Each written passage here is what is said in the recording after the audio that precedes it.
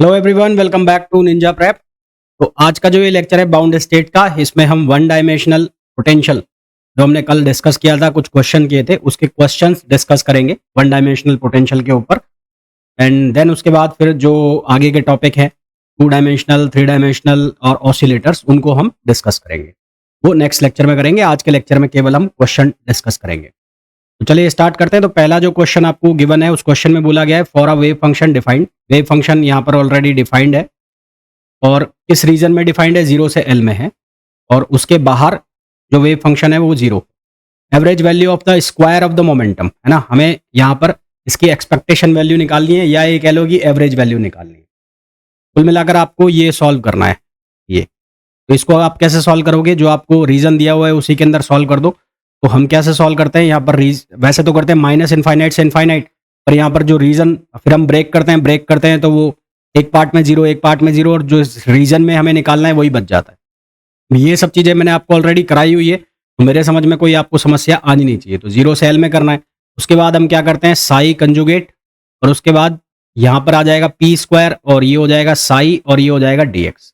अब जो p है, ऑपरेटर p, वो क्या होता है, minus iota h cut del upon del x, क्योंकि एक्स डायरेक्शन में डिफाइन हो रहा है। तो पी स्क्वायर जो है, पी स्क्वायर वो क्या हो जाएगा, वो हो जाएगा माइनस एच कट स्क्वायर। ऐसा मैं क्यों लिख रहा हूं, क्योंकि आयोटा का स्क्वायर करोगे, माइनस का स्क्वायर होगा तो वो क्या बनेगा, पॉजिटिव बन जाएगा। आयोटा का स्क्वायर होगा तो वो क्या बन जाएगा, माइनस। तो ये आ जाएगा minus h cut square del 2 upon del x. तो इसका मतलब ये जो फंक्शन है, यहाँ फंक्शन में क्या चेंज होगा, ये 2 अपॉन एल का स्क्वायर हो जाएगा, तो ये तो हो जाएगा 2 अपॉन एल। ये कहाँ से कहाँ तक इंटीग्रेट होगा, 0 से L तक। और उसके बाद ये क्या बनेगा, ये बनेगा sine pi x upon L, और बाहर क्या आ जाएगा, माइनस एच कट स्क्वायर, तो इसको मैं बाद में लिख लूंगा माइनस एच कट स्क्वायर, और ये हो गया डेल 2 अपॉन डेल एक्स 2, ये हो गया sine pi x over L और डी एक्स। तो हमें इसका 2 बार डिफ्रेंशिएशन करना पड़ेगा पहले सॉल्व करने के। तो यहाँ पर क्या वैल्यू बनेगी, 2 अपॉन एल, और ये माइनस एच कट स्क्वायर अब बाहर आ गया, माइनस एच कट स्क्वायर 0 से L। यहाँ पर क्या लिखा हुआ है, यहाँ लिखा हुआ है sine pi x upon L. First time जब आप इसका डिफरेंशिएशन करेंगे तो ये बनेगा cos pi x upon L, और पाई अपॉन एल भी बाहर आएगा। पाई अपॉन एल बाहर आएगा, तो यहाँ पर पाई अपॉन एल बाहर निकाल लिया मैंने। अभी ये बचेगा डी अपॉन डी एक्स, और ये हो जाएगा cos pi x upon L, और ये हो गया डी एक्स। फिर वापस इसका डिफरेंशिएशन करना है, तो कॉस का करोगे तो आएगा माइनस, तो माइनस माइनस हो जाएगा प्लस। तो यहाँ से बन जाएगा 2 एच कट स्क्वायर, ये हो जाएगा पाई स्क्वायर अपॉन ये हो जाएगा एल क्यूब, और यहाँ पर जो वैल्यू बन जाएगी वो हो जाएगी 0 से L, और ये क्या हो जाएगा, ये हो जाएगा साइन स्क्वायर में आ जाएगा, तो ये हो जाएगा sine square pi x upon L, और ये डी एक्स। यहाँ पर हम cos 2x वाला फॉर्मूला यूज करेंगे, तो cos 2x वाला फॉर्मूला यूज करोगे तो ये हो जाएगा H cut square pi square upon L cube, और यहाँ 0 से L, ये हो जाएगा 1 माइनस कॉस 2 पाई एक्स ओवर एल और अपॉन 2, और ये हो जाएगा dx। इसको अलग करके जब इसका इंटीग्रेशन करोगे तो ये बनेगा 2 H cut square pi square upon L cube on L cube, ये 0 से L, यहाँ पर ये 2 बाहर आएगा तो ये 2 बाहर निकाल लिया। 1 का जब करोगे तो ये बनेगा x, है ना, मैं अलग अलग करके x बनेगा 1 का, और उसके बाद ये cos का करोगे तो cos का बनेगा क्या, ये बनेगा L अपॉन 2 पाई, और ये बनेगा साइन 2 पाई एक्स अपॉन एल। ये डायरेक्ट मैंने डिफरेंशिएशन इंटीग्रेशन करके लिख दिया। लिमिट लगाएंगे तो ये वाला जो पार्ट है ये हो जाएगा 0, लिमिट लगाएंगे तो ये वाला पार्ट हो जाएगा 0। तो आपके पास क्या बचेगा, आपके पास 2 से 2 यहाँ से कैंसिल हो जाएगा, तो ये बच जाएगा H cut square pi square upon ये नीचे लिखा हुआ है एल क्यूब, और यहाँ पर बनेगा ये एल। इसको जब हम सिंप्लीफाई करेंगे तो प्रोबेबिलिटी जो हमारे पास आएगी मोमेंटम ऑपरेटर की एक्सपेक्टेशन वैल्यू, ये जो वैल्यू आ जाएगी ये क्या आ जाएगी, H cut square pi square upon L square, H cut square pi square over L square, जो कि ऑप्शन हो जाएगा सी। वीडियो में आगे कंटिन्यू करूं उसके पहले आप लोगों को एक इन्फॉर्मेशन देना चाहूंगा। यदि आप लोग प्रिपरेशन कर रहे हैं CUET PG 2025 फिजिक्स एग्जाम के लिए, तो उसके लिए आप बैच ज्वाइन कर सकते हैं, मंजिल 2025 CUET PG और फिजिक्स एग्जामिनेशन। इस बैच में आपको लाइव प्लस रिकॉर्डेड क्लास मिलेंगी, साथ ही साथ 1000 प्लस प्रैक्टिस क्वेश्चंस भी मिलेंगे। ये बैच अवेलेबल होगा Ninja prep app by Kapil sir पर, जिसे आप गूगल प्ले स्टोर से डाउनलोड कर सकते हैं। इसका लिंक आपको डिस्क्रिप्शन में भी है। साथ ही साथ अगर आप IIT जैम एग्जाम की प्रिपरेशन कर रहे हैं तो उसके लिए आप बैच ज्वाइन कर सकते हैं, लक्ष्य IIT जैम 2025 बैच, जिसमें स्पेसिफिकली जो है वो क्लासेस रहेंगी, एक्सक्लूसिवली क्लासेस रहेंगी आईआईटी जैम के लिए, और साथ ही साथ आपकी टिफर के जो एग्जाम की प्रिपरेशन है वो भी इसमें हो जाएगी। इसके अलावा अगर आप CSIR नेट की प्रिपरेशन कर रहे हैं और गेट की प्रिपरेशन कर रहे हैं तो उसके लिए आप बैच ज्वाइन कर सकते हैं, श्रेष्ठा बैच, जिसमें आपको डिटेल्ड प्रिपरेशन कराई जाएगी CSIR नेट एग्जामिनेशन 2024 दिसंबर और गेट 2025 एग्जाम की। और अगर आप केवल क्वेश्चन प्रैक्टिस करना चाहते हैं CSIR नेट एग्जाम के लिए, जेस्ट एग्जाम के लिए, गेट एग्जाम के लिए, तो उसके लिए आप बैच ज्वाइन कर सकते हैं विजय श्री बैच, जो कि CSIR नेट, गेट और जेस्ट एग्जाम के लिए है। साथ ही साथ अगर आप टिफर की प्रिपरेशन कर रहे हैं तो उसके लिए भी यूजफुल होगा। इस बैच में आपको 1200 प्लस क्वेश्चंस, साथ ही साथ फॉर्मूला रिवीजन भी कराए जाएंगे। ये सभी बैच आपको अवेलेबल होंगे Ninja prep app by Kapil sir पर, जिसे आप गूगल प्ले स्टोर से डाउनलोड कर सकते हैं, एज वेल एज लिंक जो है इसका वो भी डिस्क्रिप्शन में दिया हुआ है। तो इसका जो करेक्ट आंसर आ जाएगा वो क्या आ जाएगा? सी आ जाएगा। ठीक है, नेक्स्ट क्वेश्चन पे आ जाओ। नेक्स्ट क्वेश्चन में बोला है the normalise ground state, normalise ground state of a particle of mass m। अब यहाँ पर ग्राउंड स्टेट जो है वो ग्राउंड स्टेट, उस ग्राउंड स्टेट का मतलब है n इक्वल्स टू में क्या बोल रखा है? 1 बोल रखा है। यहाँ पर जो लिमिट है वो दी हुई है -L से और L। हम ये जानते हैं, वी नो दैट, कि जब हम लिमिट लगाते हैं, जब हम Vx की जो वैल्यू है वो कुछ इस तरह से लें, एक होती है 0, एक होती है इनफाइनाइट। 0 से a जब मैंने लिया था तब हमारे पास फंक्शन बना था √2/a sine n pi x over a। n की वैल्यू कितनी ली थी हमने? n की वैल्यू ले ली थी 1। अब यहाँ पर ये -L से L है, यानी कि ओवरऑल जो विड्थ हो गई वो 2 हो गई, ओवरऑल जो विड्थ हो गई 2 हो गई। तो यानी कि अगर मैं जो हमने पढ़ा हुआ है डेरिवेशन में उसके अकॉर्डिंग लिखूं तो a की जगह क्या आ जाएगा? 2l। तो यहाँ पर ये क्या हो जाएगा? 0 से और 2l, और ये अदरवाइज। तो जब इस तरह का हमारे पास पोटेंशियल की वैल्यू थी तो उस केस में हमारे पास जो साई एक्स है उसकी वैल्यू आती थी √2/a। अब यहाँ पर a जो है, a की वैल्यू कितनी हो गई? 2l। तो ये कितना हो जाएगा? 2l। उसके बाद क्या आता था? Sine n pi x over a। तो a कितना हो गया? 2l हो गया। अच्छा, अब यहाँ पर ध्यान देने वाली बात यह है कि ये कौन सी स्टेट है? Ground state. तो ग्राउंड स्टेट का मतलब n की वैल्यू कितनी हो गई? 1। तो जो फंक्शन है हमारे पास वो कितना फंक्शन हो जाएगा? वो हो जाएगा 2 से 2 कैंसिल हो जाएगा, ये हो जाएगा 1/L, और ये वैल्यू हो जाएगी sine pi x over 2l। अब ये तो है किसके लिए? इस लिमिट के लिए। अब यहाँ पर जो हमें लिमिट दी है वो दी है -L से L, -L से L। तो हम क्या करेंगे? यहाँ पर शिफ्टिंग कर देंगे, x को शिफ्ट कर देंगे x -L से, x को शिफ्ट कर देंगे x -L से। तो शिफ्ट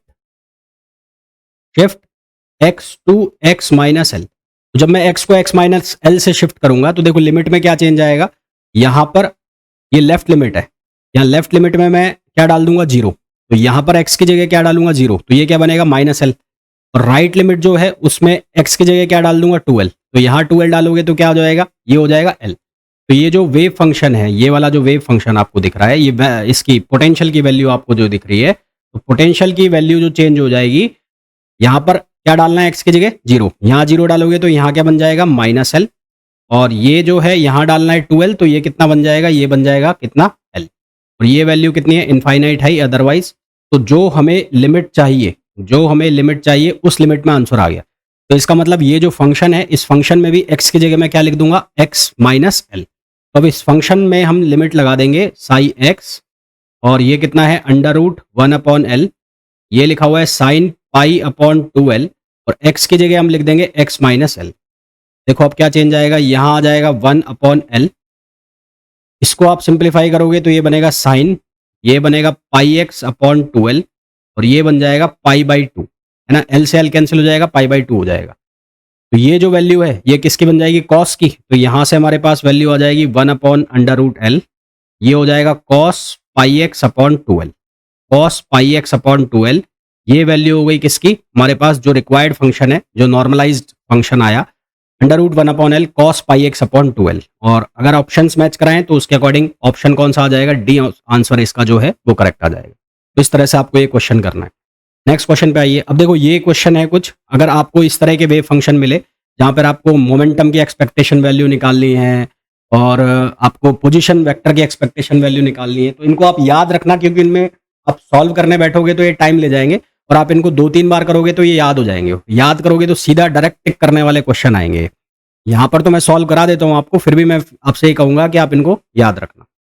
आपको निकालने क्या है, expectation value of momentum operator, यानी कि आपको ये निकालना है। तो इस फंक्शन को आप कैसे लिखोगे, इसको लिखोगे लिमिट, जिस लिमिट में दिया है उसमें डिफाइन कर दो 0 से l। अब उसके स्क्वायर करना होता है तो ये 2/l हो जाएगा ना, 2/l हो जाएगा। अब यहाँ पर कोई कॉम्प्लेक्स वाला पार्ट तो है नहीं, तो ये कैसे लिखा जाएगा, ये लिखा जाएगा sin pi x upon L. Momentum operator है तो ये क्या लिखा जाएगा, minus iota h cut del upon del x, और ये क्या लिखा जाएगा, sin pi x upon L, और ये dx। तो इसको जब फर्दर सॉल्व करोगे तो आयोटा एच कट आएगा बाहर, आयोटा एच कट बाहर आ जाएगा तो ये हो जाएगा 2l, ये माइनस आयोटा एच कट बाहर आ गया। लिमिट लगा दी 0 से l, ये हो गया sin pi x over L. Sign का डिफरेंशिएशन करोगे बनेगा cos, तो ये बन जाएगा cos पाई एक्स ओवर एल, और बाहर क्या जाएगा, pi upon L, pi upon L बाहर चला जाएगा, और ये हो गया dx।